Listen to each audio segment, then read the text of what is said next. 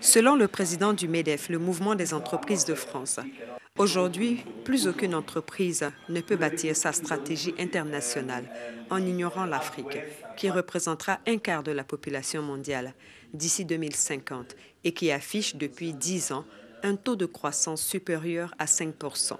Devant cette Afrique qui bouge et un environnement de plus en plus compétitif, les entreprises françaises doivent renforcer leur présence, d'où la création de la Fondation Africa France, qui est un espace d'échange ouvert aux responsables politiques et institutionnels, mais également aux chefs d'entreprise. La ministre nigériane de l'économie et des finances, représentant le président Goodluck Ebele Jonathan, a estimé que l'Afrique d'aujourd'hui est différente grâce à la politique économique audacieuse de ses dirigeants. Avant de conclure en ces termes, si nous travaillons ensemble, nous réussirons ensemble, faisant allusion au partenariat économique entre l'Afrique et la France. À son tour, le président sénégalais Macky Sall a réaffirmé la nécessité de moderniser et dynamiser les échanges économiques entre la France et l'Afrique et a plaidé pour la facilitation de l'accès au marché des capitaux. Cette dynamique de croissance engendre d'importants besoins de financement d'infrastructures. Les pays africains restent toutefois handicapés par la rigidité des règles d'accès au marché des capitaux. Le président gabonais Ali Bongo a également salué la volonté commune de dynamiser les échanges entre l'Afrique et la France pour une croissance partagée.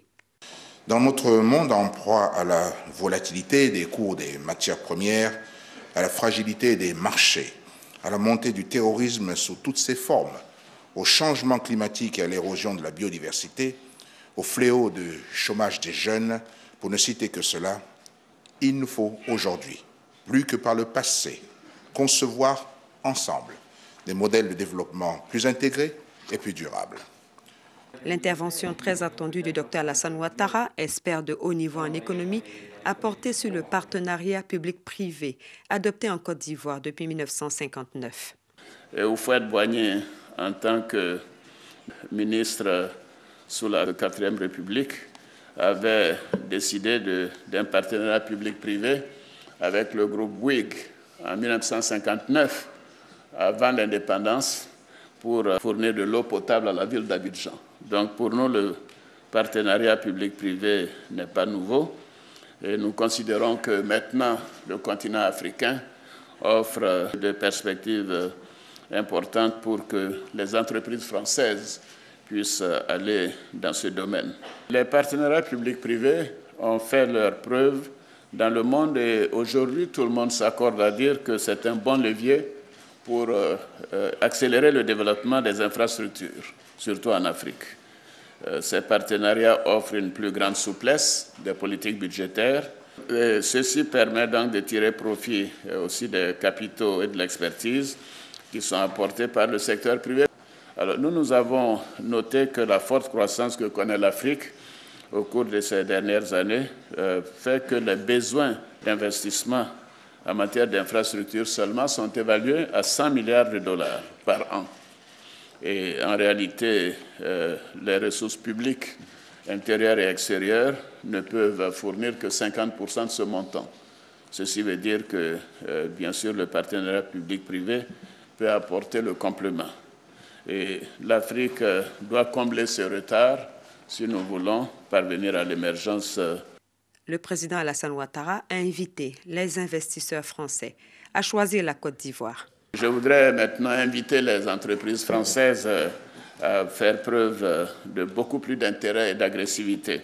Car vous savez, ces gens du Fonds monétaire et de la Banque mondiale dont j'ai été insistent sur les appels d'offres et par conséquent, les questions de gouvernance nous obligent à ne pas tenir compte de ce que le cœur nous recommande. Donc, je vous demande de venir nombreux et vraiment de vous intéresser, d'être beaucoup plus présents dans les appels d'offres, car nous savons que ce sont des entreprises de qualité, les grandes comme les moyennes et les petites, et que nous trouvons ici, avec qui nous avons des relations donc, de gestion qui permettent de former nos jeunes. Lionel Genso a parlé de l'emploi des jeunes, c'est essentiel pour nous. les entreprises françaises peuvent nous aider énormément dans ce domaine. Et bien évidemment, avec les taux de croissance dont nous avons maintenant la capacité de réaliser, de 9 à 10%, nous pouvons faire en sorte de réduire très rapidement la pauvreté. Le président français, François Hollande, a fait plusieurs annonces qui vont à coup sûr donner un coup d'accélérateur à la croissance en Afrique. L'Afrique, c'est notre avenir. C'est notre avenir parce que c'est le continent qui connaît la plus grande progression démographique. C'est notre avenir parce que c'est le continent qui connaît la plus forte croissance ces dernières années. C'est notre avenir parce que c'est le continent qui a les potentiels les plus élevés. 70% de la réserve pays émergents sera consommée en Afrique, soit 240 millions d'euros. Deuxième outil, la COFAS. La COFAS est nécessaire, indispensable pour assurer le financement de bon nombre de projets en Afrique. Nous avons décidé, avec le ministre des Finances, de mettre en place une banque de l'exportation d'ici la fin du mois de mars. Ce dispositif concernera tous les pays, tous les secteurs économiques, sans restriction. Et chaque fois qu'il y aura un contrat qui dépasse un certain volume, 100, 200 millions d'euros, alors cette banque rentrera directement en intervention. Mais j'avais pris 2 engagements même. Le premier, c'est que l'Agence française de développement investirait 20 milliards d'euros sur 5 ans en Afrique. Cet engagement sera tenu, strictement tenu, entièrement tenu et commence à être appliqué. 1 milliard d'euros pour les nouvelles technologies, pour la transition énergétique. Eh bien, ce milliard d'euros, non seulement est confirmé, mais il s'ajoute aux milliards de dollars que la France a décidé d'apporter au Fonds vert.